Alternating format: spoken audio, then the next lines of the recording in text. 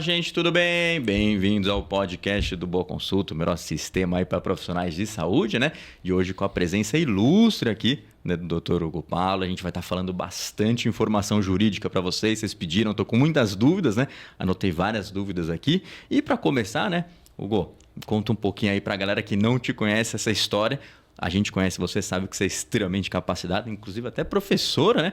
Mas a gente queria que você contasse para a turma um pouco mais de você. Tá certo, tudo bom, John? Tudo bom a todo mundo que vem acompanhar o podcast. Sou Hugo, sou advogado por vocação, por escolha, adoro o que eu faço. Sou professor, como o John falou também, eu dou aula em pós-graduação em Direito Tributário, atuo nas áreas do direito empresarial e do direito tributário e atendo empresas e empresários do setor da saúde. Dentre eles, aqui, eu acho que os médicos que vão ser o centro da nossa conversa. Certeza. Sim, com certeza, né? E Hugo, conta um pouco para mim, assim, primeiro, acho que é um ponto que a gente até falou anteriormente, você falou que está há muitos anos atendendo, né? E isso é muito legal, porque tem esse lance de experiência, a gente tem toda essa discussão, né? Porque no Brasil você tem que ter experiência.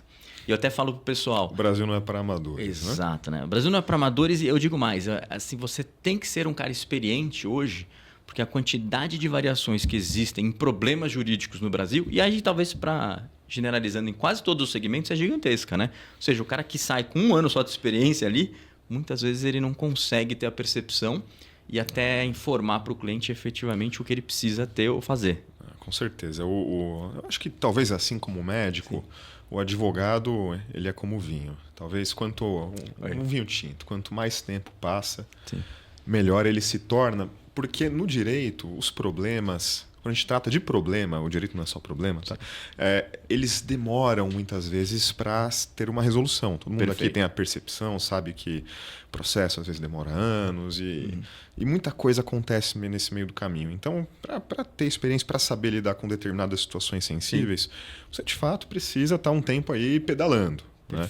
Isso sob o ponto de vista dos problemas. E sob o ponto de vista que a gente vai tratar aqui hoje também, imagino, de estruturação de negócios.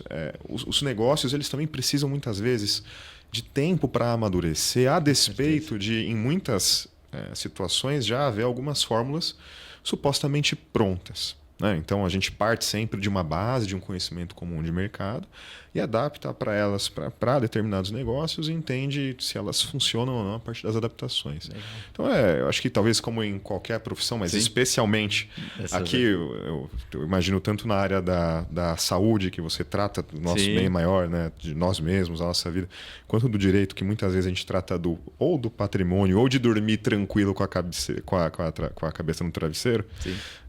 Acho que aqui a gente precisa sempre tomar muito cuidado, ter muita responsabilidade com o que a gente faz. Legal, bacana. E, doutor Hugo, aqui a gente teve várias perguntas, eu só juntei elas aqui para facilitar um pouco, né, a ordem lógica, né? E talvez a primeira delas muita gente, inclusive, tipo, o médico, ele tem que sempre entender que ele é um profissional, mas assim, ele é uma empresa, na verdade, porque em algum momento ele está crescendo, ele vai emitir nota, etc, né?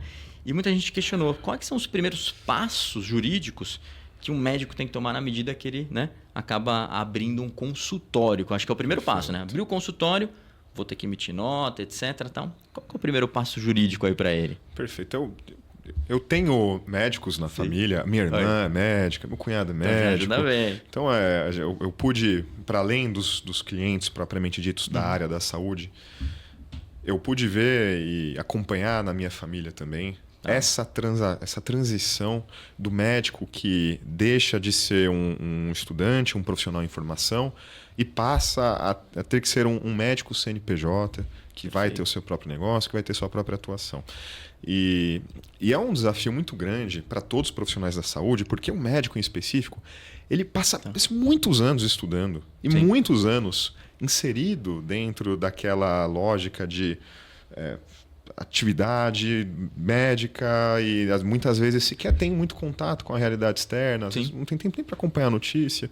E quando ele se forma, termina eventualmente uma residência, ele é jogado ao mercado e precisa descobrir o que ele precisa fazer. E o mundo está aí com as suas necessárias burocracias impostas por legislação, questões envolvendo a própria pensamento de um negócio enquanto administrador. Ele precisa se virar. Né? Então, acho que Talvez eu vou colocar aqui que uma primeira medida que qualquer médico deva tomar, eu realmente aconselho e não estou puxando a sardinha para mim, sim, é que ele tenha alguém de confiança ao lado com quem ele possa começar a conversar. Esses alguém de confiança serão 2 pessoas. Vai precisar de um contador. Perfeito. E vai precisar, muitas vezes, de um advogado também. Em que sentido?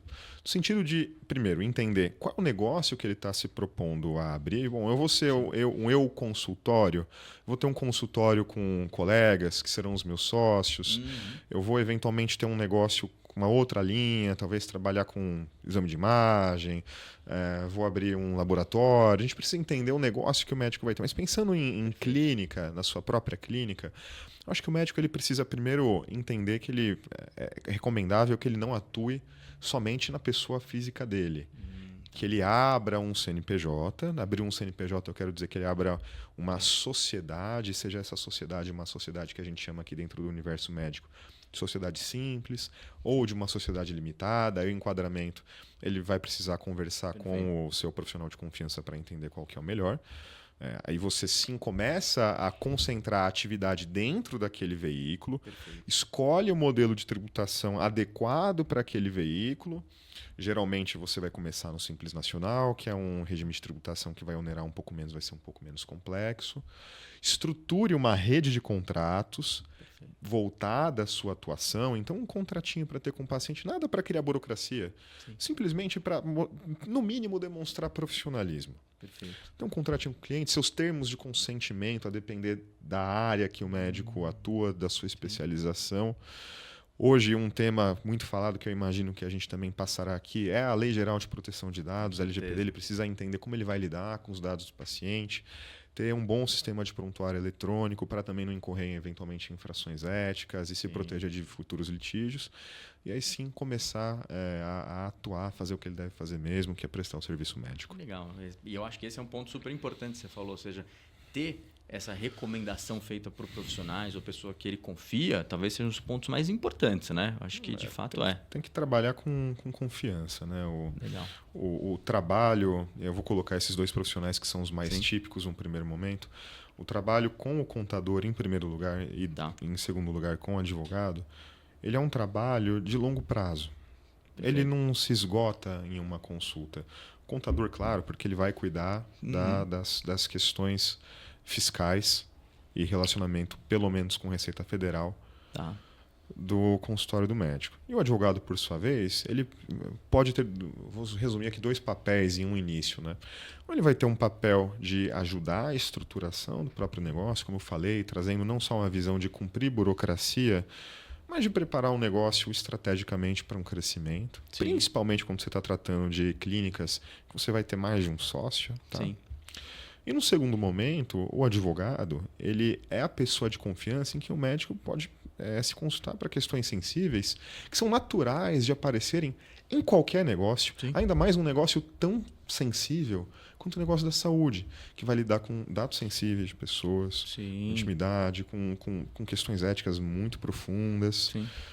Com questões, hoje sabemos também questões envolvendo publicidade médica, não é tão simples, você não pode, eu vou usar o marketing aqui no sentido largo da palavra, você não pode fazer o marketing como você bem quer, você tem que seguir questões éticas, você precisa muitas vezes escolher se você vai se manter em um determinado regime de tributação ou não, e esse é um trabalho interessante de ser feito junto do contador, precisa de uma análise conjunta, então ele se torna um parceiro estratégico para acompanhar o crescimento ou, no mínimo, para acompanhar a saúde daquele negócio. Perfeito, legal. E aqui também tem muita gente que questionou, até peguei uma pergunta específica, que questionaram o seguinte, se o CNPJ ele acaba te trazendo mais segurança, né?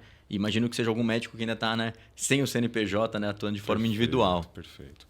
Eu vou começar a resposta dizendo que sim, mas já fazendo aqui um pequeno adendo. O CNPJ, ele, no final do dia, ele é um número de inscrição na Receita Federal. Perfeito. E o CNPJ, geralmente, ele é acompanhado de alguma outra situação, como, por exemplo, abrir uma sociedade limitada. Então, uma sociedade limitada, a gente chama de pessoa jurídica, ela vai ser acompanhada, né, desse número de CNPJ e a gente acaba chamando uma coisa pela outra, do CNPJ. Então, nesse sentido, quando você trata principalmente da abertura de uma sociedade, ela sim traz mais segurança a partir do momento em que você separa o patrimônio da pessoa física, ou seja, o patrimônio do médico, do patrimônio daquela empresa. Na prática, o que isso significa? O médico, quando ele contratar os seus funcionários, a sua equipe, ele vai passar a contratar pelo CNPJ. E quem vai responder por eventuais situações, quem vai fazer os pagamentos é o CNPJ. Perfeito. O médico, ele vai eventualmente fazer uma contratação de prestadores de serviço. Esses prestadores de serviço vão se relacionar com o CNPJ. Entendi. Se acontece alguma intercorrência, quem responde não é o médico na pessoa física.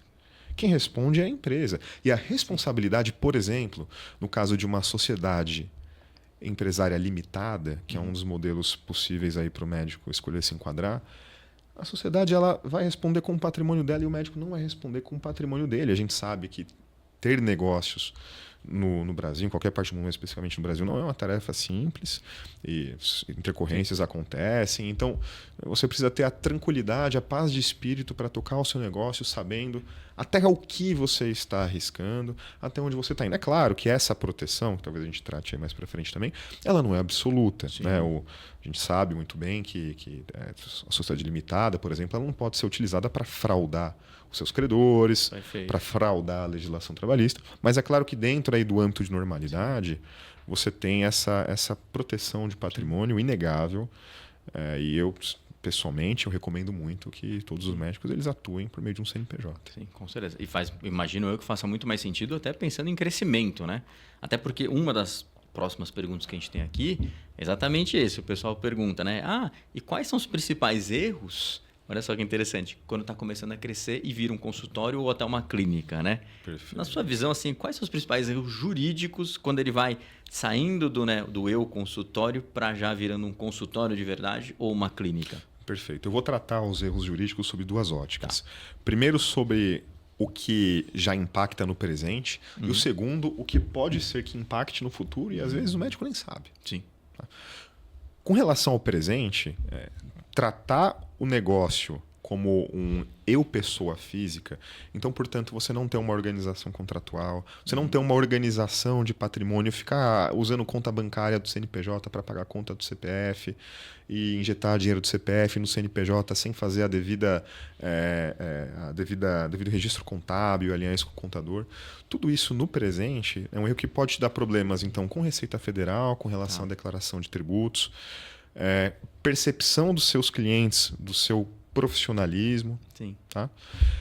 Então, essa questão patrimonial, questão de contratos e questões que você às vezes nem sabe que está errando e que podem dar problema no futuro. Como, por exemplo, você às vezes não tem uma política de dados com relação aos dados dos seus pacientes. Então, às vezes o próprio funcionário tem acesso ao prontuário sem com que você tenha um termo de confidencialidade com aquele funcionário. Isso pode gerar uma responsabilização ética pesadíssima. Questão de vazamento de dados, hoje a gente sabe também pode gerar uma responsabilização futura pesadíssima. Você, eventualmente, se for um médico que atua com procedimentos, ele não trabalhar com seus termos de consentimento livre esclarecidos, né, os TCLS. Sim. Nesse caso também, se acontece qualquer situação que o paciente venha futuramente a reclamar, inclusive judicialmente, o médico, há casos em tribunais que condenam o médico pelo simples fato dele não ter dado um termo de consentimento. Olha só. Considera que não dar um termo de consentimento é um erro grosseiro. Então, você tem essa organização contratual, por mais que às vezes o médico fala, não, isso aqui é besteira, eu deixo para depois. Você está possivelmente acumulando aí um passivo sem mesmo você pensar no presente. E aí eu trago uma situação muito interessante, um ponto de vista, na verdade, interessante, que é o seguinte. Nesse ponto, a estruturação jurídica ela não é apenas um preventivo. A estruturação jurídica ela permite com que o seu investimento se pague no futuro. Porque se você não se estrutura hoje, tem um passivo lá na frente... todo investimento que você está colocando hoje, muitas vezes, pode ir para o ralo. Sim.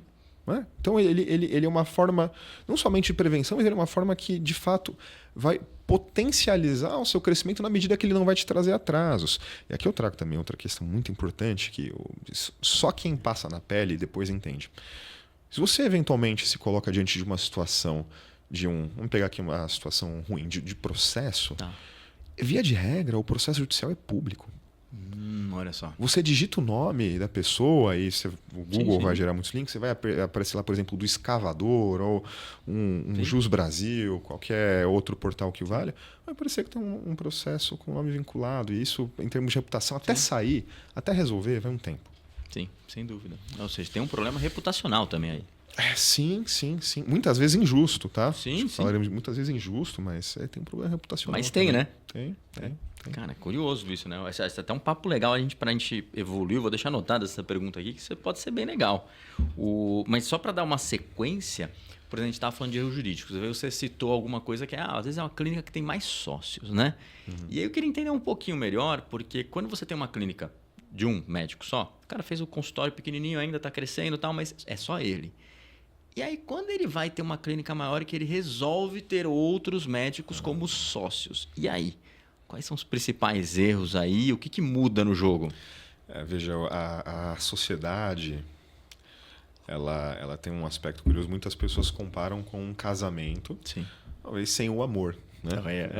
É um casamento baseado em dinheiro, talvez alguma amizade, enquanto as coisas vão bem, mas é complicado.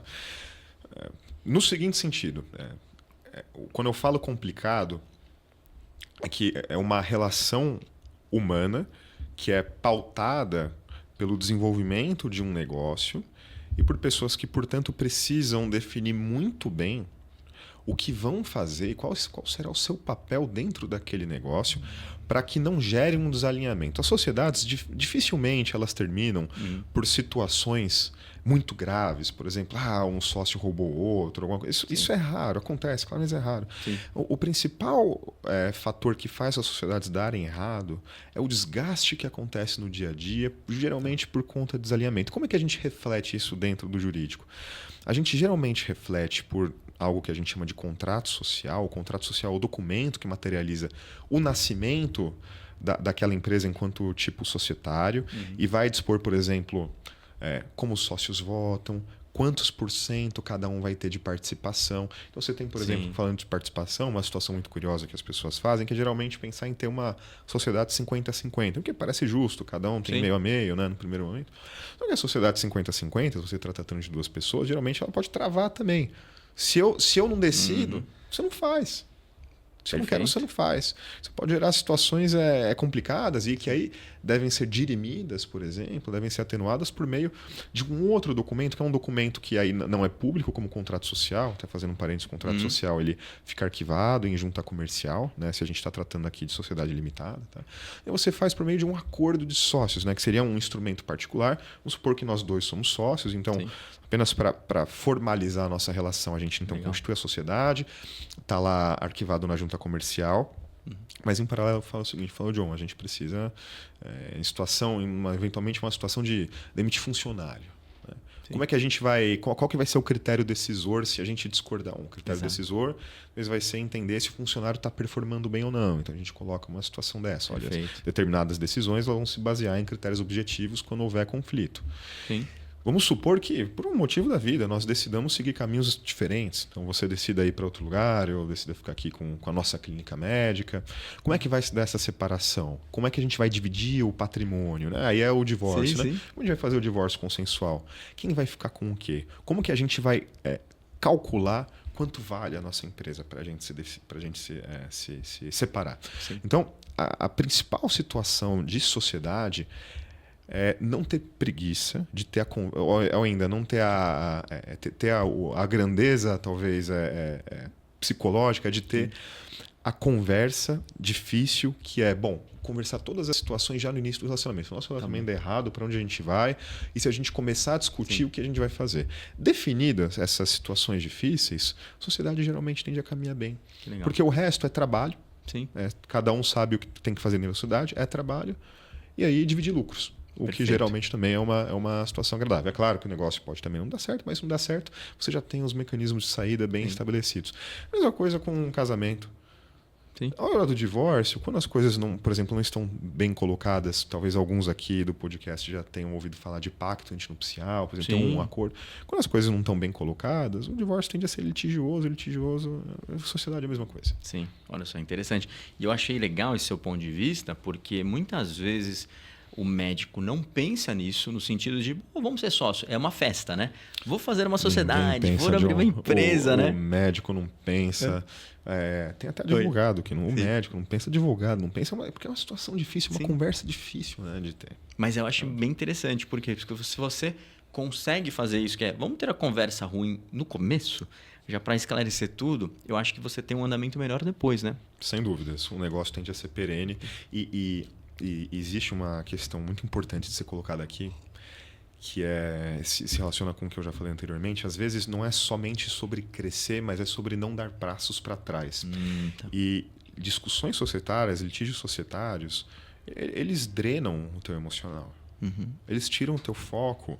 Às vezes eles prejudicam o negócio no sentido de os próprios colaboradores daquele negócio entenderem que as coisas não estão bem e se sentirem desestimulados. Sim, sem dúvida. Então não se trata apenas de definir a possível resolução do conflito, mas de permitir com que o negócio seja saudável a despeito de qualquer intercorrência que surja ao longo do relacionamento entre os sócios. Eu acho isso muito importante. E aí uma curiosidade que eu tenho, por exemplo, você pega num prédio.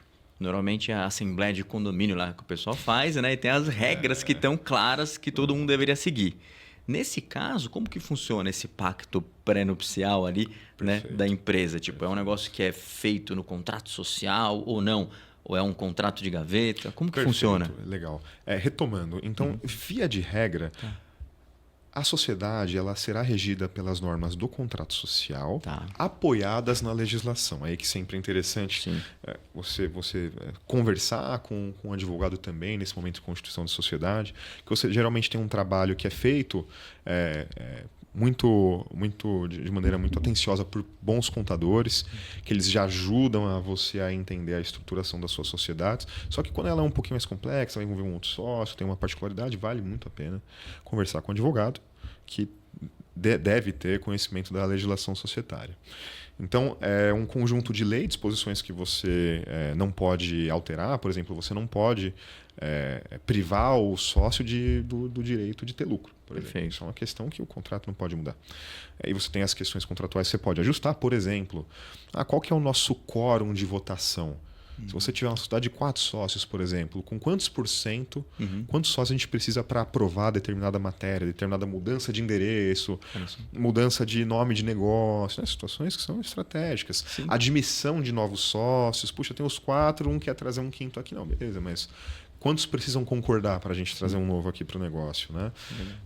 Para eventualmente vender um pedaço da sociedade, alguém quer sair. Bom, isso geralmente está no contrato social, mas o que se recomenda é que no contrato social estejam as situações que não são tão estratégicas, que são situações que qualquer um, por ser público, pode ir lá consultar. Agora, situações que são um pouco mais sensíveis, que são um pouco mais estratégicas, a recomendação é que esteja neste documento particular, que é o acordo de sócios, claro, devidamente assinado, com firmas reconhecidas, para que possa ser utilizado de prova e discussão em determinado futuro, e esse documento não será público, ficará para os sócios. Esse é um ponto importante que eu não tinha pensado nisso, ou seja, tem informações que são públicas que você não quer que as pessoas saibam, né? Sim, com certeza. Tá bom. E aí, a gente falou de sociedade, né? E outro dia ocorreu um caso ali, até com uma conhecida minha, muito curioso, porque ela tinha uma clínica que tem um nome conhecido, só que são, acho que 3 ou 4 médicos, e eles resolveram terminar a sociedade. E aí a discussão era com quem que vai ficar o nome, né, da clínica, né? Porque era um nome genérico, digamos assim, não era o sobrenome de ninguém e tal, né? Mas aí já começa uma questão inicial, né? Ou seja, quando você vai fazer a sua clínica, às vezes você tem um consultório que você vai colocar o seu próprio nome, acho que já tem uma discussão inicial que é, hoje você tem que fazer o registro dessa marca ou não? Como funciona, né? Então, é complicado também aí.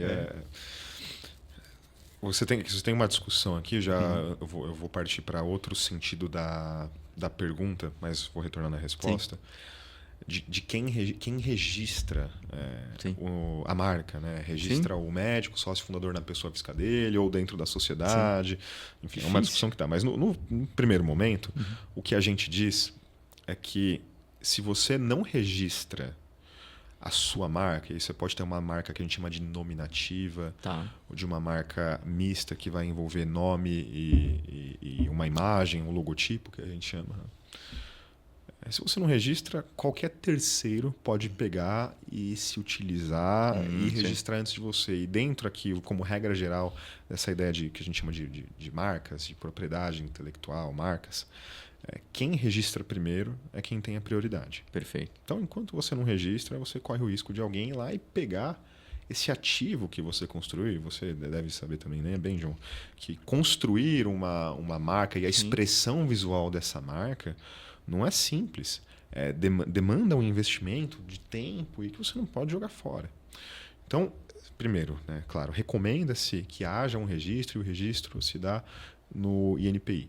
Perfeito. Um Instituto Nacional de Propriedade Intelectual. Muitas vezes o próprio contador, se ele tem experiência com isso, ele pode ajudar. Legal. Se não, existem empresas em consultoria, em propriedade intelectual, um advogado também deveria ter competência para cuidar disso. Tá? Legal. Então, faz o registro. Você tem que acompanhar o registro para entender se, na verdade, não tem outra pessoa se utilizando, talvez de um logotipo muito parecido, no mesmo ramo, uma marca que a gente vai chamar aqui parecida. Então, não havendo oposição, aquela marca se torna sua por um período e você tem que renovar aí a titularidade da marca. Tá? Mas o ponto é aqui, que depois, como você colocou a discussão aí da sua conhecida, você deve se perguntar, bom, vamos supor que a sociedade termina. Com quem fica a marca? Bom, a marca, num primeiro momento, ela fica com quem é dono da marca. Então, se eu sou uma pessoa física e eu me torno sócio de uma sociedade contigo, e a gente concordou lá no começo que eu ia fazer o registro na minha pessoa física, via de regra, eu estava emprestando esse ativo para a sociedade. Então, via de regra, aquele ativo é meu. Mas vamos supor que o registro foi feito na sociedade. Aí os sócios vão precisar se compor. Vão precisar sentar e vão precisar entender quem vai ficar com aquele ativo. Mas muitas vezes, se você está tratando de uma separação, de uma quebra de sociedade, muitas vezes vai fazer sentido para os sócios, eu penso até estrategicamente aqui, pensando em negócios, que você faça um rebranding. Né? Perfeito, você anuncie um novo momento de carreira, um novo momento de negócio. Legal. E se desvincule daquele passado. Né?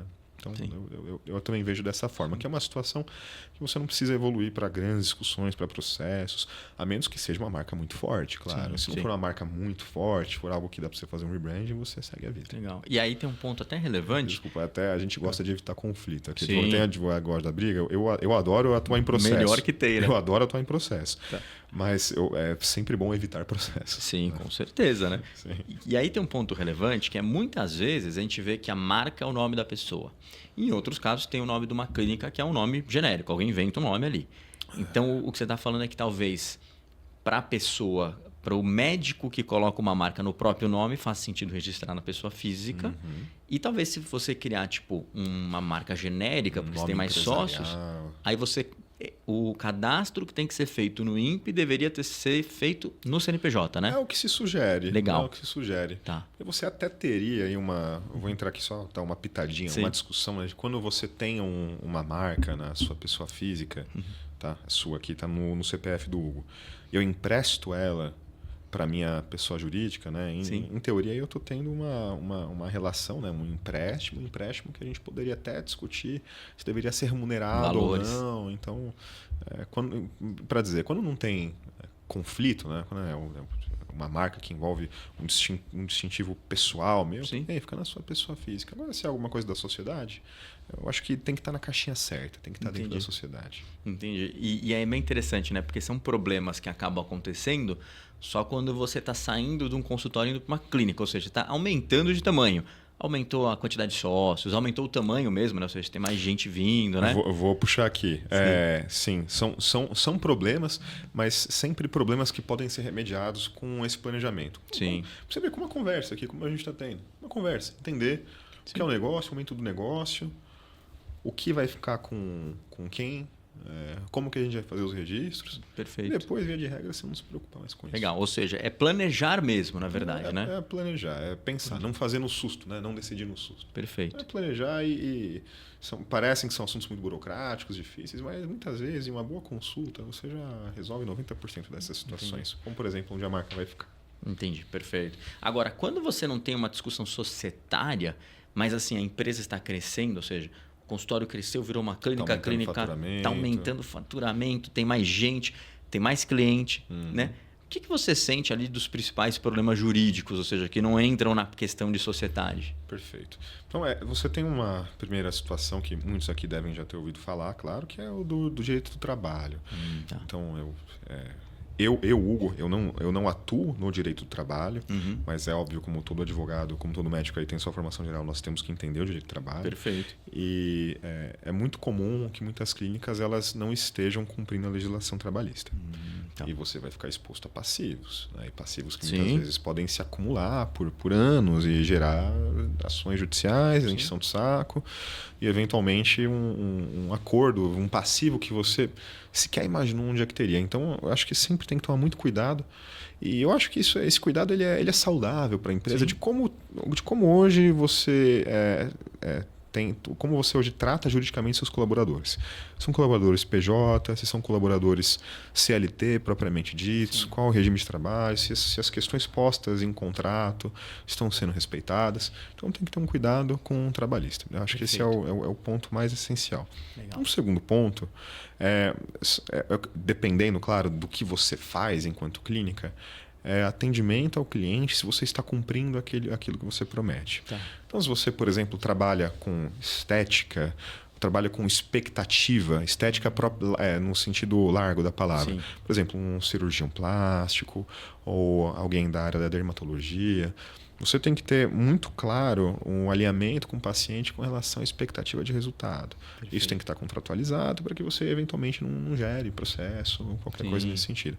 Você precisa também, aí, não somente no trabalhista, mas ter uma equipe muito bem treinada para que, neste momento, quando você esteja maior, para que, primeiro, essa equipe ela siga as questões que são essenciais a qualquer estabelecimento médico, que é lidar com os dados sigilosos do paciente com o devido sigilo. Sim. Então, preencher prontuário, acessar bem prontuário, não dar acesso a terceiros, não ficar carregando informação sigilosa que não deveria constar de celular, exame de imagem, ficar armazenado em WhatsApp, onde pode vazar, alguma coisa nesse sentido. Então, tem muitas clínicas que enfrentam, às vezes, algum problema. Tem até quando seu negócio cresce, isso também tem que ser colocado. Existem hoje também... não queria usar essa palavra, mas existem bandidos que trabalham com invasão do sistema. Sim. Trabalham com invasão do sistema, sequestram arquivos e pedem resgate. Numa dessa você vira refém. Sim. Então, acho que toda essa estruturação também hoje, principalmente hoje, para a parte de dados, é importantíssima. E por fim, não poderia deixar de falar, que é a questão do fiscal. Quando o negócio cresce, ele tende a se tornar mais complexo também fiscalmente. Por exemplo, quando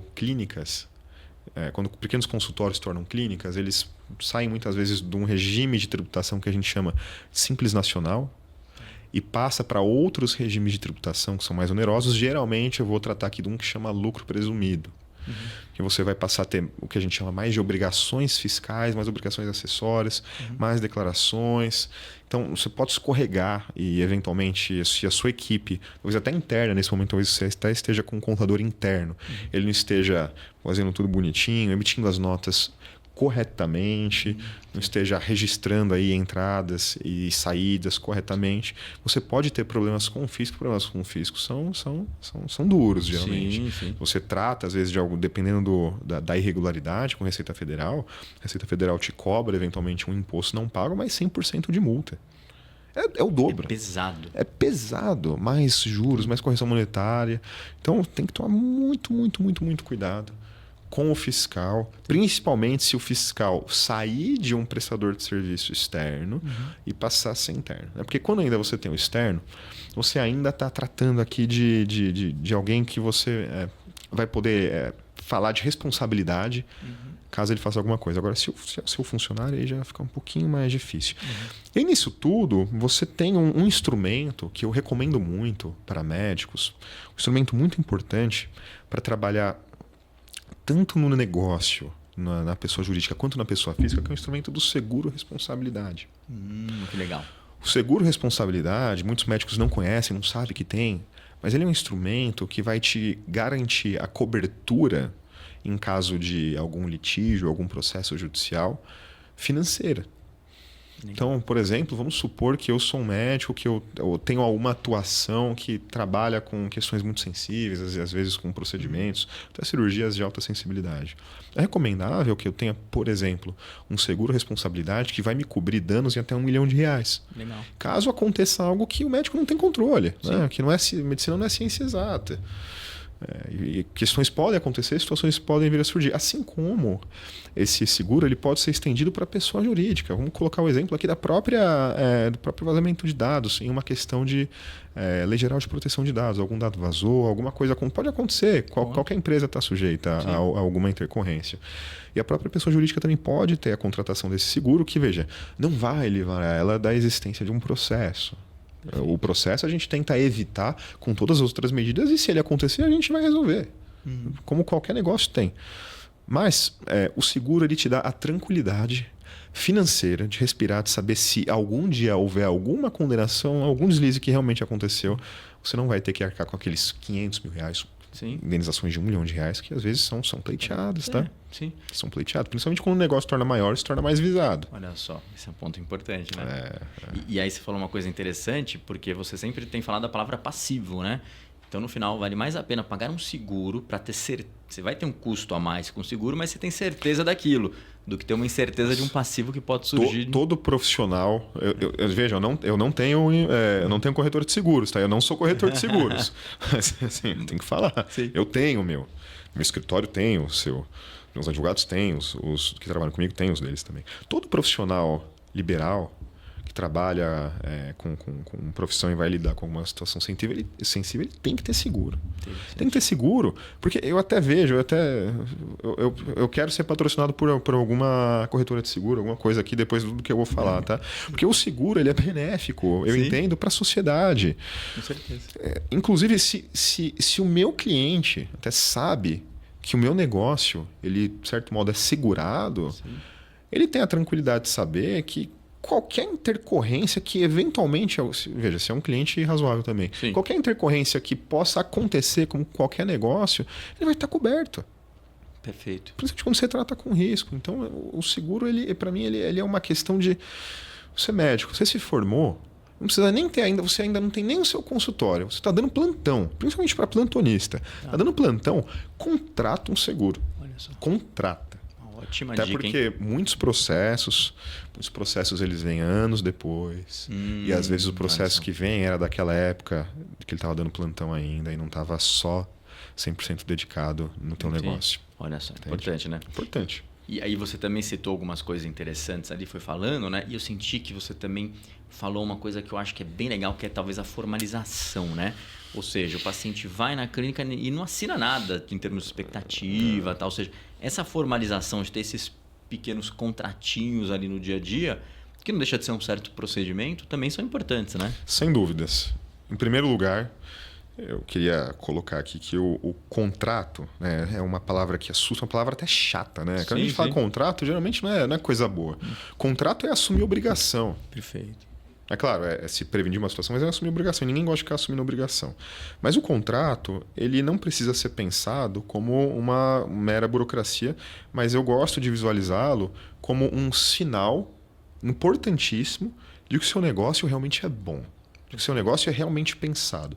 E não tem cliente que não goste de estar em um lugar pensado. Lógico, tem cliente que não gosta de ser indevidamente exigido de situações que não são corriqueiras. Sim. Então, é óbvio que se eu, Hugo, vou a uma clínica, vou a um oftalmologista, eu simplesmente vou fazer uma consulta, eu não quero chegar lá e assinar um calhamaço de 10 páginas. É desproporcional. Perfeito. É desproporcional. Então, pensando em proporcionalidade, o que eu acho que faz sentido? Por exemplo, para uma clínica, para um consultório, para uma clínica. até para um consultório menor. Cara, certamente você tem um contrato que dispõe situações que são importantes para o paciente e que podem gerar, não vou dizer um conflito, um processo judicial, mas desgaste. Por exemplo, como vai funcionar agendamento ou ainda mudança de horário, caso haja algum imprevisto, tanto por parte do médico quanto por parte do paciente. Quais que são as regras aqui de convivência que a gente vai estabelecer, considerando principalmente que o paciente é uma pessoa que ele volta, né? Se ele está se atendendo com você, você virou um médico de confiança, ele vai voltar. Como é que vai funcionar a nossa relação? Olha só que interessante, uma cláusula que vai dispor como é que funciona agendamento e reagendamento, ela não é uma cláusula chata, ela é uma cláusula que muitas vezes poupa você de ter que ficar respondendo uma mensagem no WhatsApp, que eu sei que hoje é uma grande dificuldade de muitos médicos. Com certeza. Ficar lidando com todo mundo, né? Todo mundo, lidando com o WhatsApp. Poxa, daqui, ó, você fala, ó, eu vou te dar aqui um contrato. Esse contrato aqui, ele explica como vai funcionar a nossa relação e como é que funciona a clínica. Aqui você já vai saber como que você pode reagendar ou não. Aqui você já vai saber, por exemplo, como que os seus dados aqui são tratados, como eu armazeno em prontuário. No final do dia, toda essa sinalização do que é a rotina do paciente dentro da clínica, como é que é feito o pagamento, se ele precisar atrasar, às vezes as pessoas atrasam, às vezes pagamento, aconteceu alguma intercorrência, se atrasar, tem tolerância ou não, você pode repactuar aquilo ou não. Vamos pegar até situações maiores, né? Saindo de uma consulta, vamos pegar num grande procedimento na área da dermatologia. Pode parcelar ou não, forma de pagamento. Tudo isso você já dispõe no contrato. Legal. E você não precisa também dispor de... Que também infelizmente também é uma visão que se carrega. Eu entendo por que se carrega, mas se carrega. O contrato não precisa ser um pedaço de papel em branco cheio de letrinha miúda, chato. Não, o contrato não serve para isso. Ele serve para regular, ele não serve para burocratizar, ele serve para regular a relação. Perfeito. E aquela clínica, se ela está trabalhando bem com uma equipe de marketing ou de design e comunicação visual, ela pega aquele conteúdo do contrato em linguagem acessível, e aí também se adapta à linguagem, não precisa ser juridiquês, e coloca ele dentro de uma linha de expressão visual da marca. Você, então, acaba ganhando muitas coisas ao mesmo tempo. Você ganha uma sensação de profissionalismo, você evita de ficar burocratizando a sua relação com o cliente por meio de WhatsApp. Você assina e aquele contrato ele pode servir para a vida do cliente enquanto estiver dentro da clínica. Claro, você vai dispor isso no contrato. Então, você desafoga o WhatsApp, você... dá uma segurança para o cliente de que ele já vai saber previamente quais são as regras ali da relação. Perfeito. Enfim, não tem por que não fazer. E eu reforço aqui, assim como o seguro, eu acho que toda clínica ela deve ter, por mais simples que seja, por mais essencial que seja, tem o seu contratinho que vai demonstrar para o cliente qual que vai ser o seu relacionamento dele com você na sua clínica. E deve ter, até porque basicamente não tem contras, né? Só tem prós, então acho que é super importante. Só tem pró. O único contra que eu entendo, os dois únicos contras que seriam... Primeiro, claro, gera custo ter um contrato, e eu não estou dizendo o custo com o advogado, mas o custo de lidar com aquilo no dia a dia, que, veja, é o mínimo que a clínica tem que ter, alguma organização, né?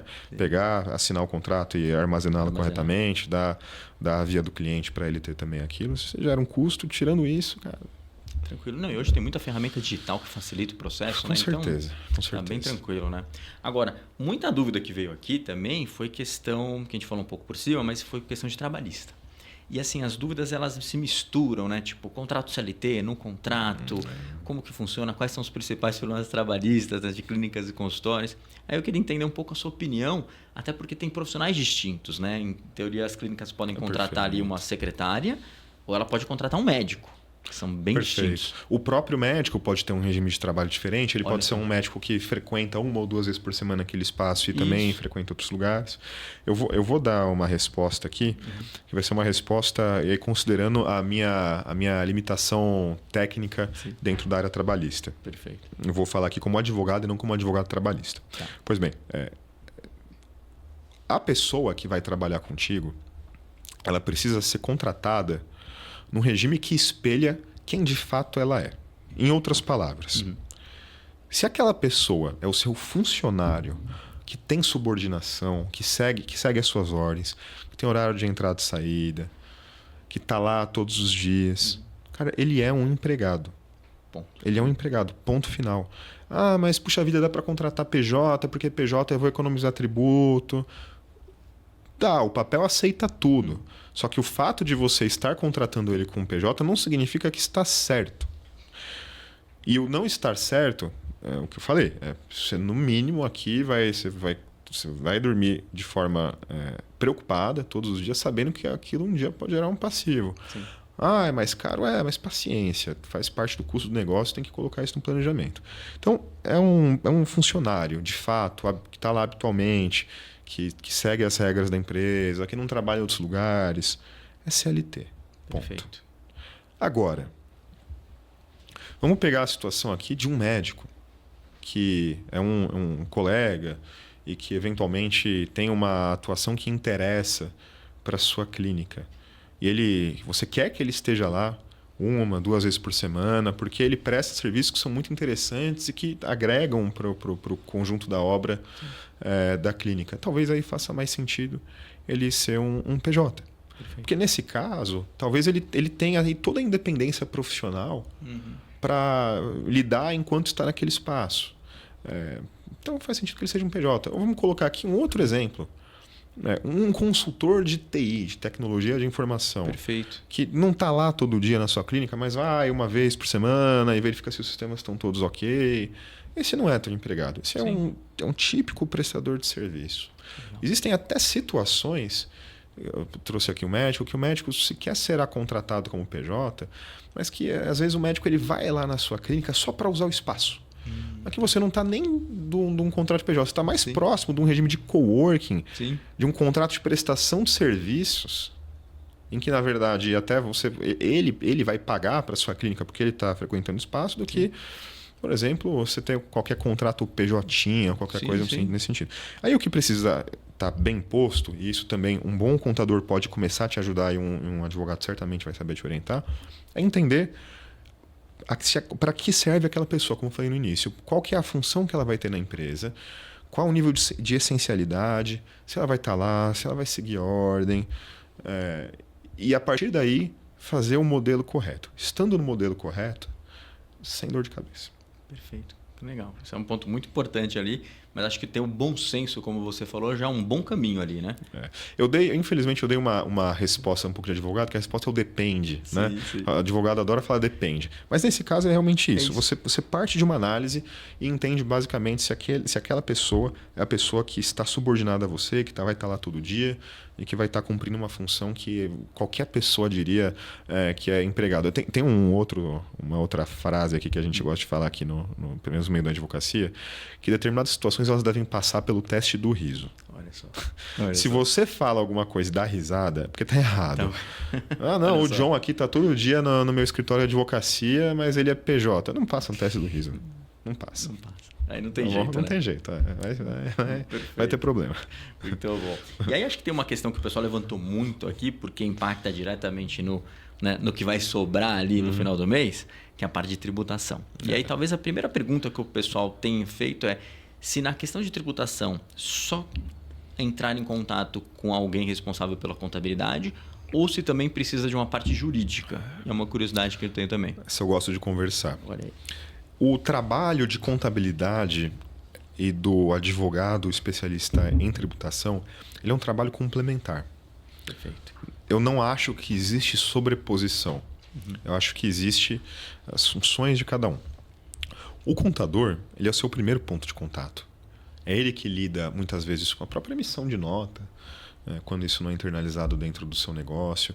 Ele que vai lidar com as demonstrações fiscais que obrigatoriamente têm que ser declaradas, têm que ser transmitidas para a Receita Federal. Se você está no Simples, ele vai te ajudar a gerar lá a guia do Simples e fazer o pagamento todo mês. Então, o contador, ele vai cuidar do que eu diria, num primeiro momento, do operacional. Legal. Do dia a dia.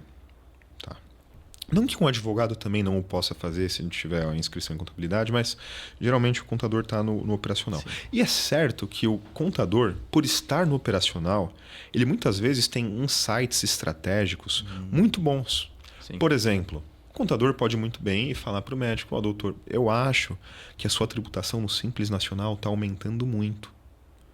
Por que a gente não migra, por exemplo, para o lucro presumido e tenta um benefício fiscal, que é o benefício fiscal que alguns já devem ter ouvido falar e conhecer, da equiparação hospitalar, que é um benefício fiscal que reduz alíquotas de imposto de renda e contribuição social sobre o lucro, de tal modo que no final a sua tributação vai ficar menor do que do simples. O contador ele pode dar esse insight, ele deve dar esse insight.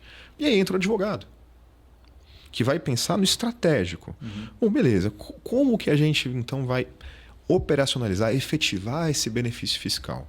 A gente vai fazer isso por meio da via administrativa, que muitos profissionais da contabilidade fazem, ou esse aqui é um caso mais sensível e a gente vai fazer isso por meio da via jurídica, pedir um reconhecimento de um juiz que de fato a gente tem direito a um benefício fiscal e derrubar a nossa tributação em 30%, 40%, 50%.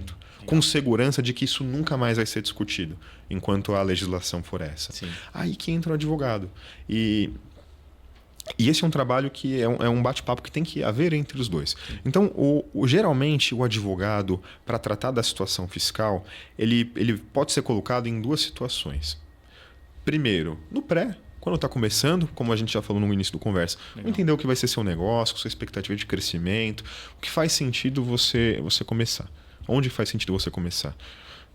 O contador, nesse sentido, ele vai trabalhar no dia a dia com o médico, vai estar lá também desde o início, trabalhando no dia a dia.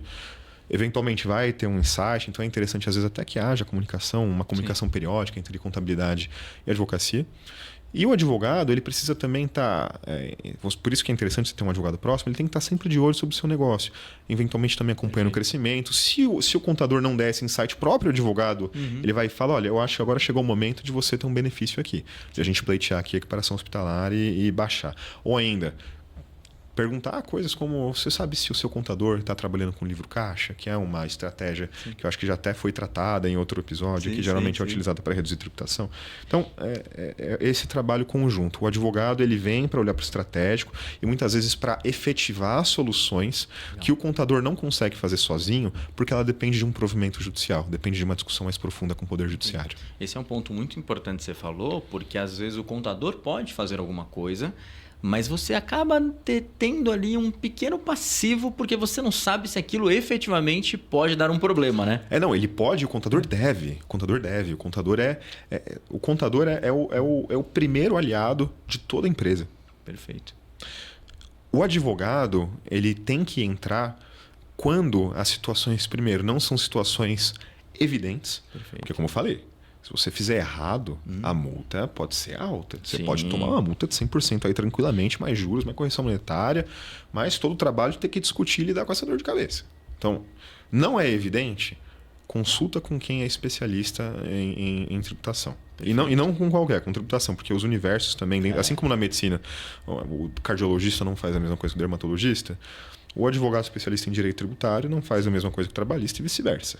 Perfeito. Isso é um ponto importante. Enfim, tem que tomar um cuidado com o patrimônio. Né? Então, fazer isso, né? ter essa consulta e sempre trabalhar também com cenários, que eu acho que é um cenário interessante, de planejamento de patrimônio, considerando não apenas a clínica, o que ela está gerando, mas o patrimônio, muitas vezes familiar, do médico ou da médica como um todo. Entendi. Porque as situações se conversam. Vou dar aqui um pequeno exemplo. A gente está diante de uma situação de reforma tributária hoje. Sim.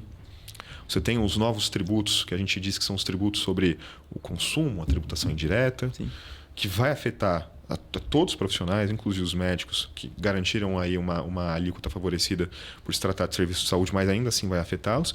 Você tem um tributo muito interessante que recentemente foi alterado, que é o imposto sobre a renda. Imposto sobre a renda de pessoas físicas, recentemente teve uma alteração, de tal modo que haverá um adicional de 10% progressivo para quem recebe mais de R$50 mil por mês. Perfeito.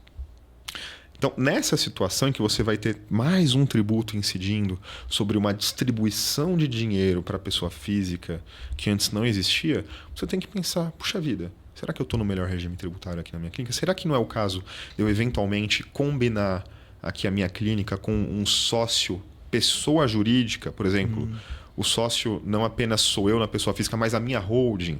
E eu distribuo o dinheiro para a minha holding, não para mim enquanto pessoa física, de tal modo que eu posso licitamente, aqui é importante isso colocar, tá? Licitamente permitido por lei evitar o pagamento neste momento deste novo tributo. Entendi. Ou seja, é uma estratégia que isso para ficar bem claro, tá? É uma estratégia lícita de planejamento, não é falcatrua nem nada. É usar a lei conforme ela coloca aqui para gente. Ela permite. Isso precisa ser pensado. Então, e aí, esse impacto, você vê que qual é o impacto que faz sentido se pensar também quando aquele negócio já está faturando um pouco mais.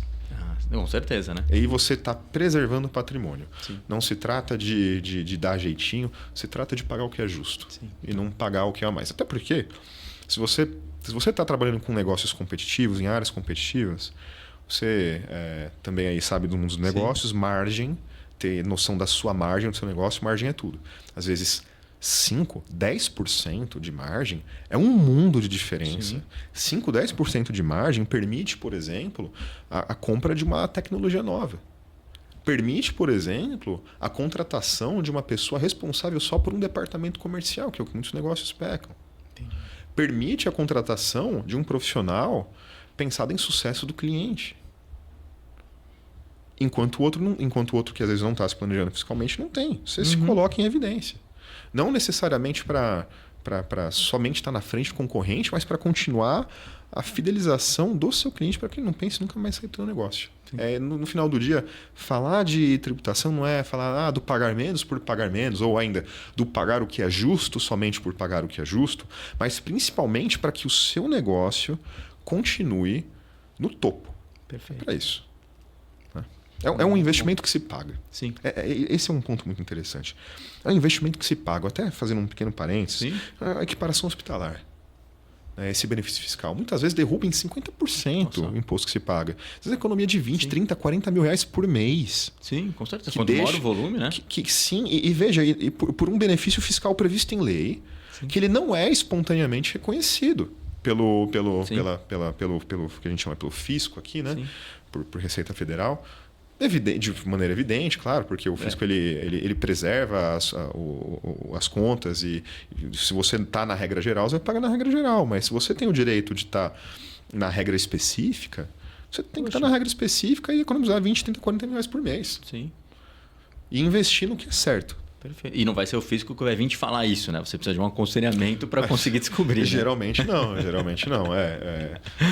Até tem uma frase também aí no mundo tributário que os alemães geralmente falam, que eles dizem que geralmente só os tolos pagam imposto. Não no sentido de espertinho nem nada, mas para dizer, se você não vai atrás, você está perdendo dinheiro.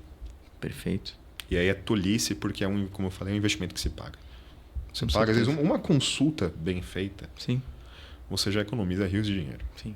E eu acho que esse ponto, principalmente no Brasil, que a gente tem complexidade e cada dia mais imposto, né? Passa a ser mais importante. Sim, com certeza. Legal. Com certeza. E assim, muita gente também mandou até questionamento aqui, porque as pessoas às vezes não sabem qual que é o sistema que ele deve usar, se começa no simples, se não começa, mas a maioria normalmente começa no simples. Talvez a maioria comece sem nada, né? Mas depois vai para o simples, né? Mas as pessoas têm um pouco de dúvida no sentido de preocupações ao mudar de regime. Eu vi que tem muita gente que mandou mensagem falando, se eu mudar o regime, será que a Receita não vai pegar no meu pé? Olha só, né? E eu queria entender um pouco mais. Tem risco de mudar de regime? Essa é uma preocupação muito legítima, porque a gente geralmente encara, né, essa relação fisco-contribuinte, né? Pessoa física contra Estado, a gente sempre encara com reserva, né? Com o Estado, que geralmente está lá para que qualquer coisinha que você fizer errado ele vai puxar teu tapete. Tem um fundinho de verdade pelo que acontece na vida real, mas a gente não deve partir desta premissa. Perfeito. A transição de regime, como dito, ela deve ocorrer, e eu entendo que ela deve ocorrer mediante uma conversa muito séria com o seu contador, e, se for o caso, também com o seu aconselhador jurídico, com o seu advogado. Essa decisão ela envolve geralmente dois critérios básicos assim, para começo de conversa. Primeiro, ela envolve entender o quanto você paga hoje de imposto, então fazer um simples comparativo. Se eu migrar do simples para o lucro presumido, ou até, não é o caso aqui, mas vamos supor que fosse um negócio da área da saúde, não especificamente uma clínica de médico, mas um negócio da área da saúde com uma margem muito apertada, uma margem de 4%, 5%, uma margem líquida. Talvez essa pessoa ela não deve estar no lucro presumido, talvez ele deve estar num regime, que é um regime mais complexo, que é o lucro real. Perfeito. que você não vai apurar não vou tratar muito isso aqui para não ficar complexo, mas com bases presumidas, mas com base no que efetivamente a gente juridicamente entende como lucro. Só que o ponto aqui é o seguinte, ok, fazer uma migração para o lucro real me custa. Perfeito. Porque me custa custo de compliance, que a gente chama custo de fazer as declarações, custo de contabilidade. Então você deixa de pagar imposto por um lado, só que você está pagando mais aqui pela burocracia. E sua chance de errar é maior. Olha só. Porque você tem, como a gente sabe, a legislação tributária ela é muito grande, ela é muito complexa.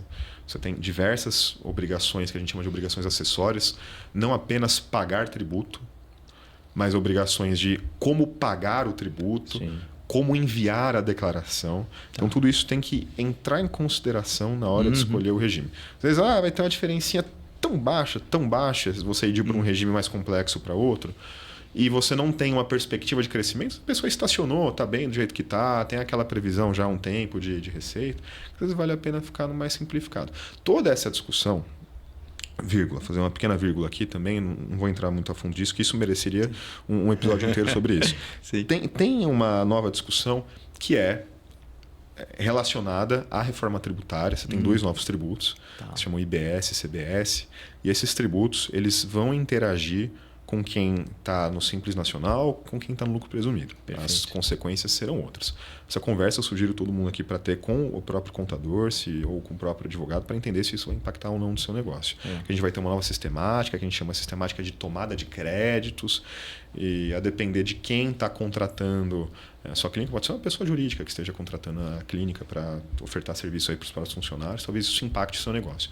Então, é uma situação que não vai afetar todos, mas que vale a pena conversar com o seu profissional de confiança. Legal, bacana, é o que eu imaginava também. E aí, a gente sempre chega num ponto que às vezes a pessoa está lá tranquila, né? O médico está sossegado, está falando com o contador. Mas assim, em algum momento seria legal ele falar com um advogado assim para ter uma visão mais ampla, né?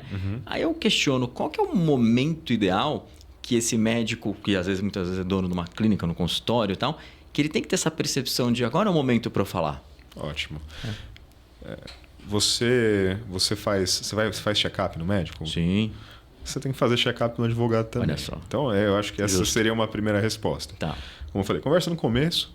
Se você não quer ter um jurídico interno, se você não tem volume de demandas, por exemplo, ou para ter um advogado dentro da sua própria clínica, ou seja, muita discussão com o cliente, às vezes é um negócio, vamos colocar aqui um negócio que trabalha com alto volume, portanto, alto volume, às vezes você tem questão de inadimplência, enfim, ou se não for o caso de ter um jurídico interno, ou se não for o caso de você já desde o começo ter um profissional de confiança, que eventualmente você trabalha num regime de contratação mensal, para aquele profissional estar disponível, para solucionar dúvidas, para lidar com determinadas situações. Se não são esses os casos, eu acho que você tem que conversar com o advogado quando você entender que você, enquanto médico, você já está deixando de ter uma preocupação puramente operacional, ou seja, preocupação com a sua atuação enquanto médico, mas está começando a olhar para outras situações. Está tendo que conversar com um advogado sobre fiscal, está tendo que conversar eventualmente com um funcionário, com um secretário, se ele está fazendo alguma coisa certa ou errada. Então, por exemplo, aí você tem uma questão já começar talvez a pensar em funções, em direito trabalhista, você está tendo que conversar com o contador, você está começando a pensar em tributação. Eventualmente você está tendo que explicar muita coisa para paciente que não precisaria estar explicando, então às vezes é a questão de você ter um termo de consentimento, um contratinho. Então quando a demanda extra consulta, né? Então vamos pegar aqui o exemplo de uma pessoa, um recém-formado, que está trabalhando num coworking, inclusive, tá? Então tem lá o contratinho com o coworking, tem 2, 3 pacientes por dia, ainda não tem uma grande carteira de clientes, e vai lidando lá no manualzinho. Então aí tudo bem, você está lidando bem, você não faz sentido você ter o custo, né? Enfim, não vejo como custo, mas eu entendo quem enxerga dessa forma. Mas talvez não faça sentido ter um custo com advogado. Mas, cara, aumentou o fluxo. Quando aumenta o fluxo, vamos pensar aqui, mal comparando, vamos pensar numa fábrica. Uma fábrica, quando ela tem uma linha de produção, às vezes dá errado. Às vezes a máquina faz uma coisa errada. Porque tem volume, você tem que lidar com... Até o ser humano faz as coisas erradas, né? Todo mundo está sujeito a errar. Então, quando você começar a ter preocupações no ponto de vista que você entende que você não está focando 100% no seu ofício, mas você está começando a olhar para o seu negócio também, aí é a hora que eu acho que você tem que se consultar com um advogado. Não necessariamente para resolver um problema. Às vezes você não precisa ter um problema, porque às vezes o médico nem sabe que tem um problema. Esse que é o ponto, como a gente já falou. Ele não sabe que tem um problema. Às vezes acha que está fazendo tudo certo, mas como eu disse, dá acesso ao prontuário à secretária e não tem um termo de confidencialidade. Ou ainda dá acesso a mais informações que ela deveria ter. Você tem um problema, meu amigo. Sim. Sinto lhe dizer. Você só vai descobrir se você fizer o check-up. Se você fizer faz a consulta, Sim. o advogado na consulta, ele em teoria vai pedir os exames. Sim. Os exames, pelo menos uma revisão documental. Sim. A partir daí, eu acho que você consegue trabalhar com perspectivas. Legal. O advogado pode falar, não, tá tudo certo, está fazendo tudo bonitinho, segue assim, eventualmente você bater no faturamento tal, acho que a partir daí a gente consegue começar a pensar em tributação. Ou o advogado pode aconselhar, falar, acho que essa prática aqui podem ser ajustadas, acho que a gente tem que fazer isso. Você não tem ainda uma estruturação de lei geral de proteção de dados, você está sofrendo um risco danado. Sim. Eu já faço uma vírgula também, que médico lida com o que a gente chama dentro da lei geral de proteção de dados, com dados sensíveis, dados pessoais sensíveis. Você tem a classificação entre dados pessoais, que é um dado pessoal, meu nome, minha idade, algo que me identifica, e dados pessoais sensíveis. Dados de saúde, dados de menores de idade. E o tratamento para essas situações é diferente. Sim, então, com certeza. Nesse caso, eu já falaria, você precisa de um advogado. Se você não passou por uma adequação de LGPD, já vai atrás da manhã do advogado e resolve isso. Então, esse acho que é um ponto importante já para a gente falar, né? Ou seja, a gente sabe que, basicamente, o médico que tem um consultório, tem uma clínica, ele deveria ter uma consulta inicial e voltar ali após algum período para rever. Mas eu acho que esse ponto é muito importante, que pelo que eu vejo, a maioria dos médicos não dá dando atenção nenhuma à lei de proteção de dados. E eu queria entender contigo, dá uma geral para a gente, para falar assim, quais as principais preocupações que esse médico deve ter. E já deu aí para entender que alguns médicos talvez tenham maiores preocupações que outros, né?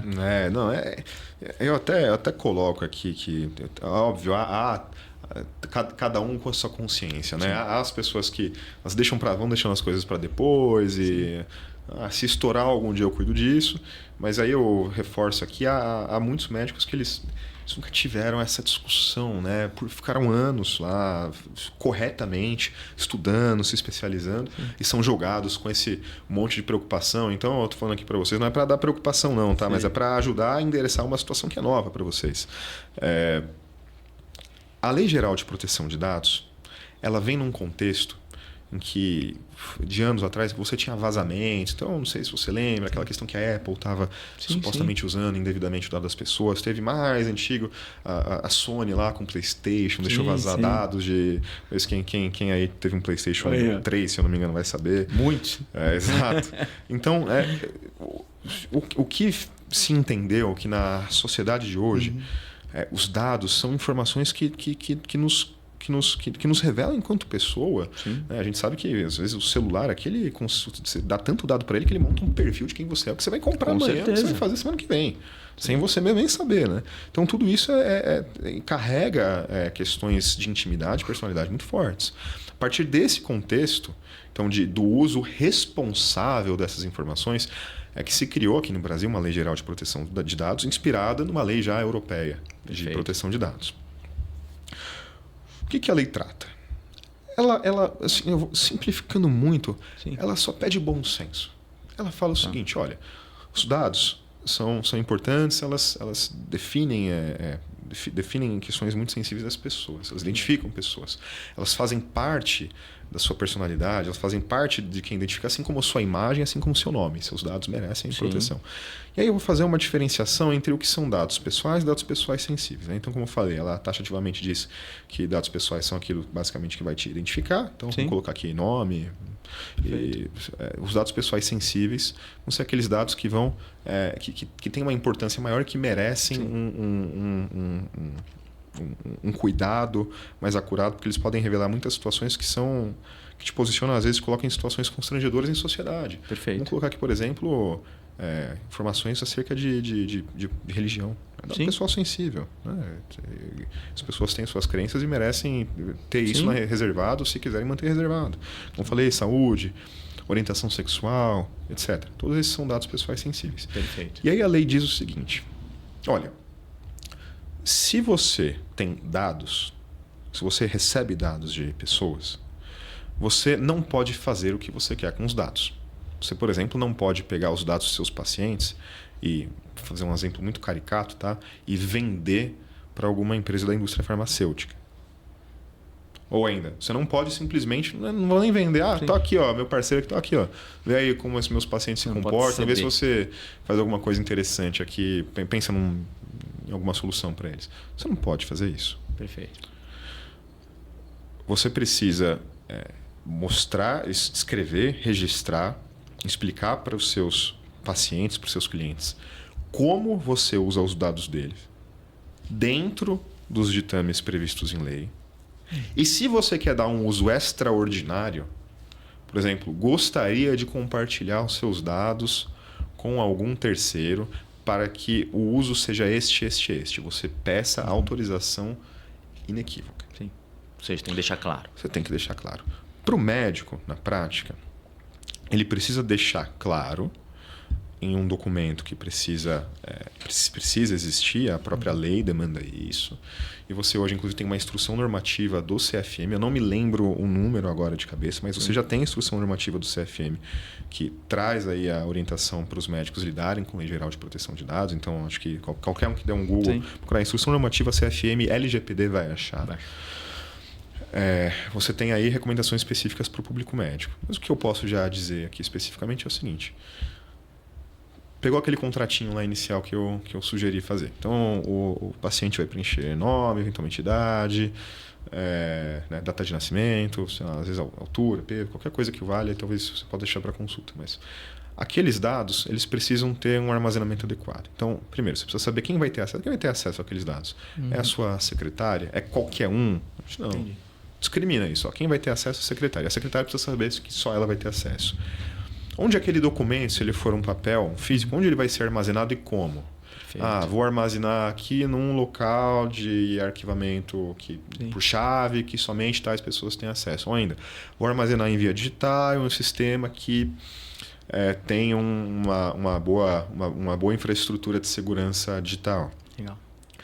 Receber os dados, então, que são estritamente relacionados à prática médica. Então, prontuário. Tudo tem no prontuário também. Você vai ter muita coisa no prontuário que é dado pessoal sensível. Sim. Como que o prontuário com os dados do prontuário, como ele é manejado dentro desse seu consultório.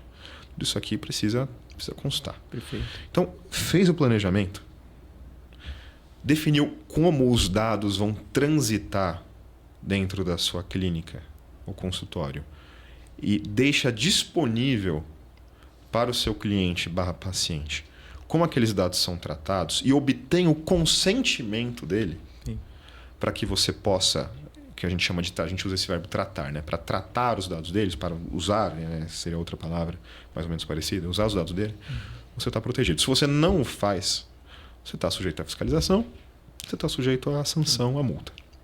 Complicado. Ninguém quer isso. E ninguém quer ter uma reputação manchada por isso. Sim.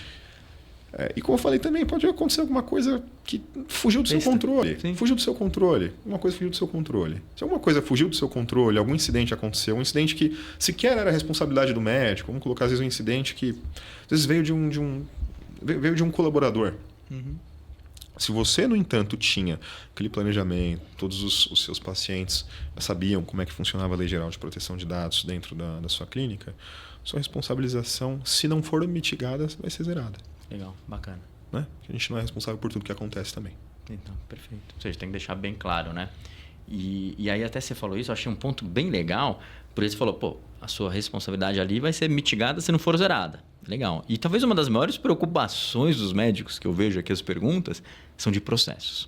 E assim, eu não vejo o pessoal reclamando muito de processo de LGPD. Eu acho que deve ter mais fiscalização. É que a LGPD é uma lei nova.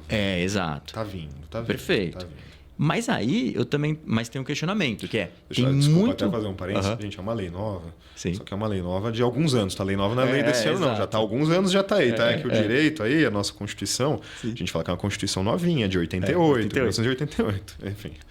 O tempo passa, né? Passa. Mas é interessante, por quê? Porque o pessoal também tem muita preocupação, vários médicos mandando mensagem de questionando. Fala assim, eu estou com um processo, o paciente me processou. E eu imagino que tudo aquilo que a gente falou antes, do contratinho, das expectativas, tudo isso auxilia esse médico aí nesses processos do dia a dia, né? Conta pra gente um pouco o que você sente no dia a dia ali. Eu vou eu vou tratar já das situações que são as mais sensíveis, né? Você teria, por exemplo, uma situação que a gente já até tratou aqui, por exemplo, inadimplência. Alguém está te devendo, tudo bem, é uma cobrança. E muitas vezes o médico nem faz a cobrança judicial porque não vale a pena o desgaste de reputação. Às vezes a pessoa está com uma situação difícil, você faz um plano de pagamento e resolve. Tá? Perfeito. Agora vamos colocar a situação em que efetivamente aconteceu algo.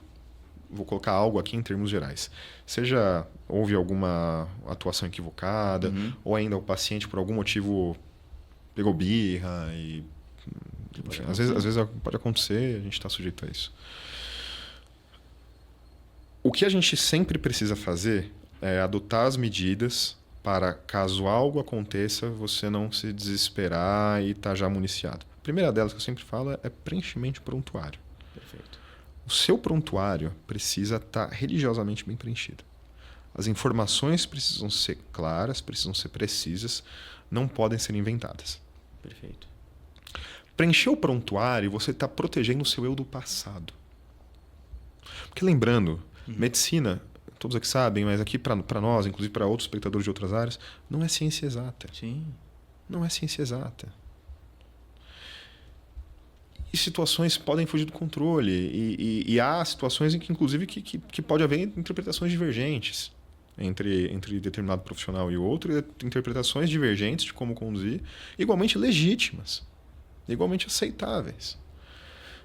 Mas o ponto é, se você não registra a sua linha no final do dia, a sua linha de raciocínio, a sua conduta, o que você pediu para o paciente fazer.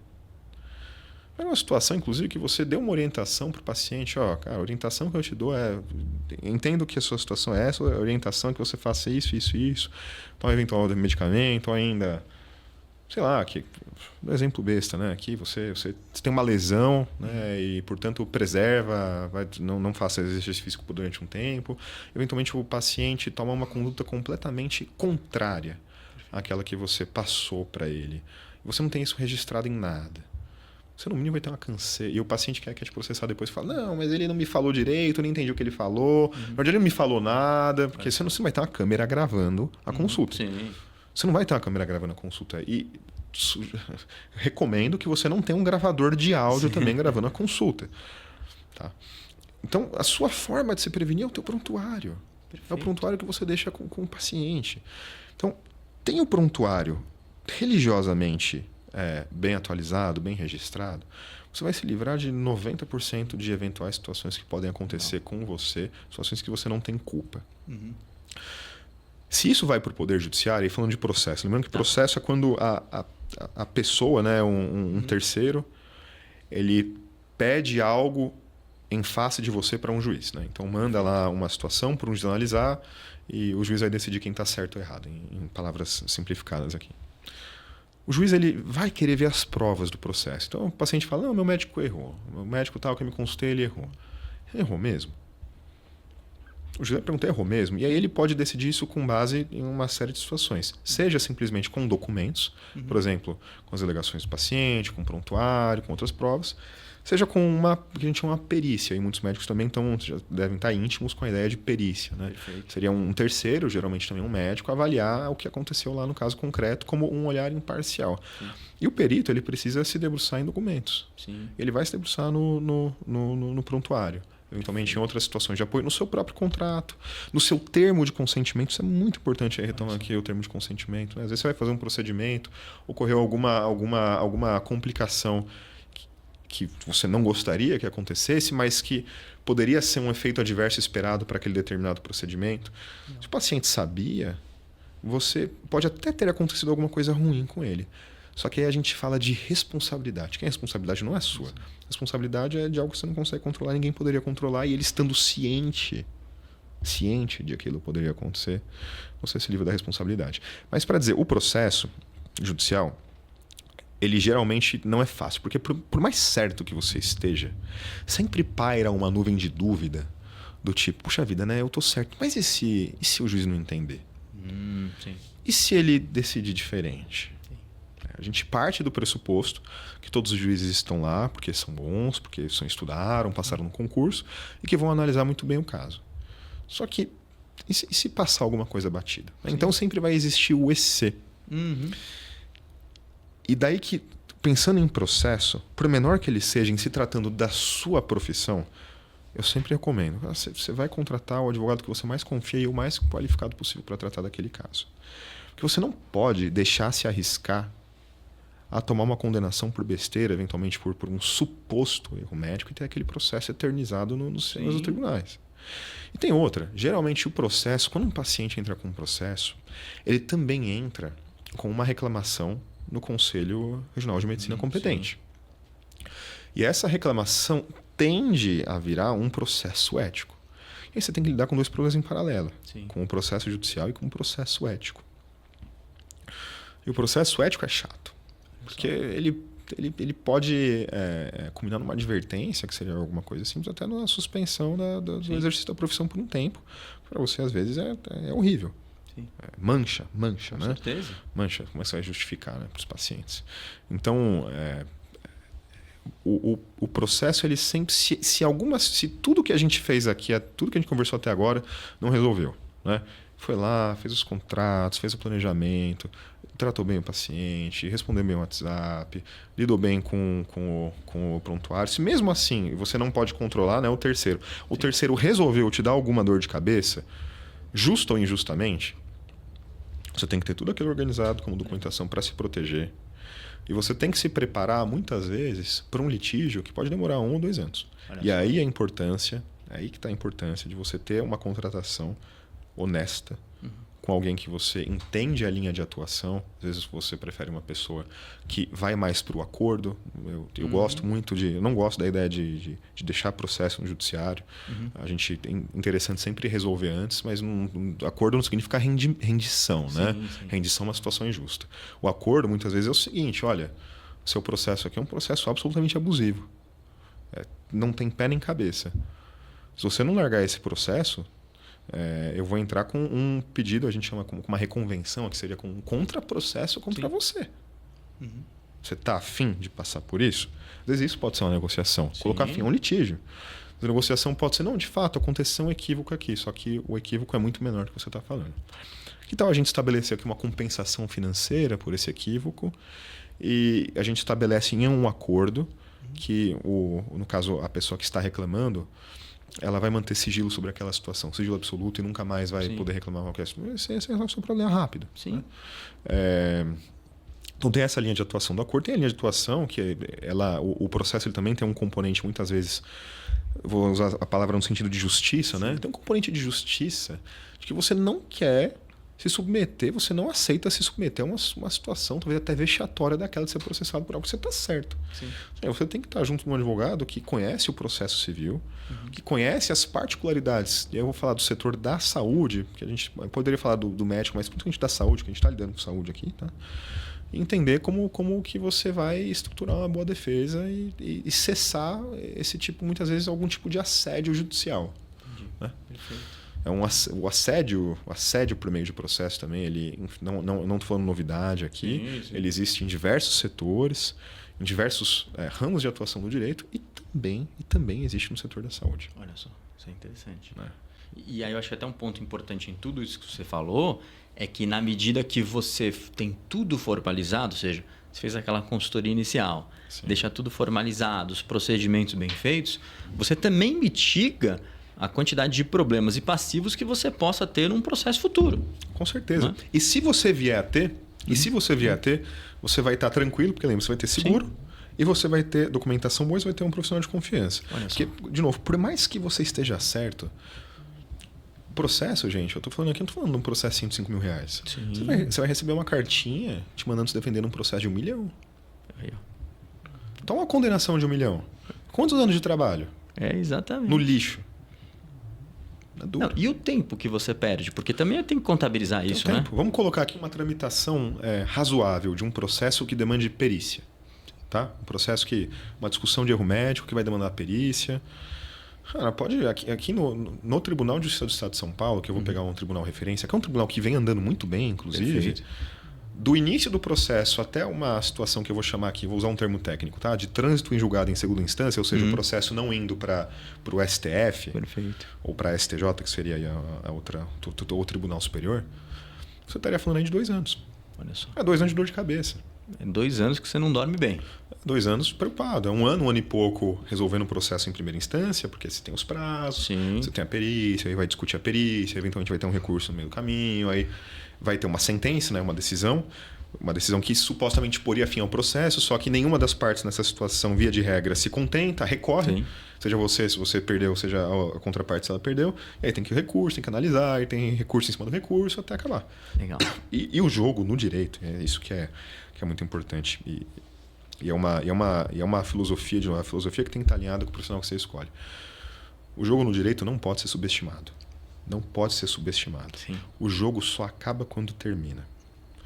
Eu já vi recursos que não são típicos para reverter decisões, são recursos que a gente chama de embargo de declaração, por exemplo, esclarecimentos, virarem um jogo de causas de bilhão. Olha só. Isso existe. E você não quer ser a exceção.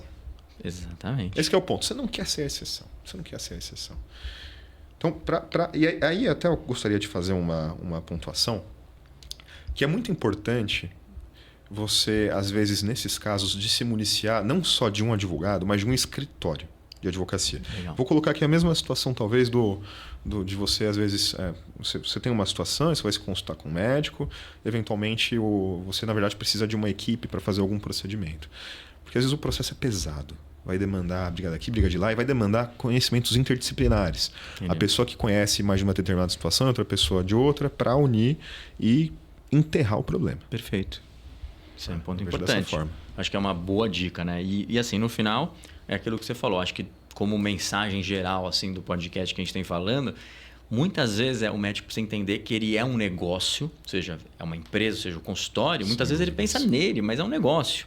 E como negócio, ele precisa estar muito bem estruturadinho, precavido, segurado, ou seja, tem que ter todo um planejamento. E eu acho que esse talvez seja um dos principais pontos que deu para perceber aqui, né? Até para a gente dar uma finalizada. Eu sei que você está com o tempo corrido, a gente já vai, né? Mas cada assunto... Tem processo para resolver. Eita vida, mas é importante porque eu acho que cada assunto que você falou, você soube resumir de uma forma brilhante. Cada assunto daria para fazer um podcast completo, na verdade, né? Se deixar eu falo, né? Vida. Mas eu acho que o mais interessante aqui é ver isso. Ou seja, o quanto que a falta de um planejamento acaba impactando no futuro. E é o que você falou, é o passivo. O passivo é o maior problema, que é a conta que você não sabe que existe ainda. Aquele número negativo enorme que está lá, mas você não vê. Né? Perfeito. O médico, quando ele sai da atuação enquanto médico plantonista, médico de alguma equipe, ele é empresário. A empresa, ela gera patrimônio. Então, Sim. O médico tem que... Esse é um assunto legal, talvez a gente deixe para outro dia, um planejamento de patrimônio. O médico tem que saber como planejar o patrimônio que vem da empresa, tem que saber reinvestir esse patrimônio, tem que saber proteger esse patrimônio. Perfeito. Enquanto pessoa física e dentro da empresa. Sim. Tem que saber lidar com os funcionários para dar a mensagem correta para eles, ter os seus contratos para dar a mensagem correta para os seus clientes de que você é profissional e seguir todos os preceitos que são impostos também pelo Código de Ética do médico. Ele precisa estar de acordo com a legislação de proteção de dados. Ele precisa tratar aquilo de maneira séria, porque pode parecer muita coisa assim no primeiro momento, mas o esforço para colocar isso em prática, por incrível que pareça, é menor do que parece a complexidade aqui da nossa discussão. Colocou uma vez, fez uma vez bem, fez lá a reforma, né, vai fazer a reforma da clínica, faz aí a reforma do jurídico também. Sim. E vai dormir em paz e vai crescer o teu negócio com tranquilidade de que você tá no caminho certo. Muito bom. Excelente. Doutor, eu queria te agradecer muito, não só pela atenção, pelo tempo, mas pelas explicações.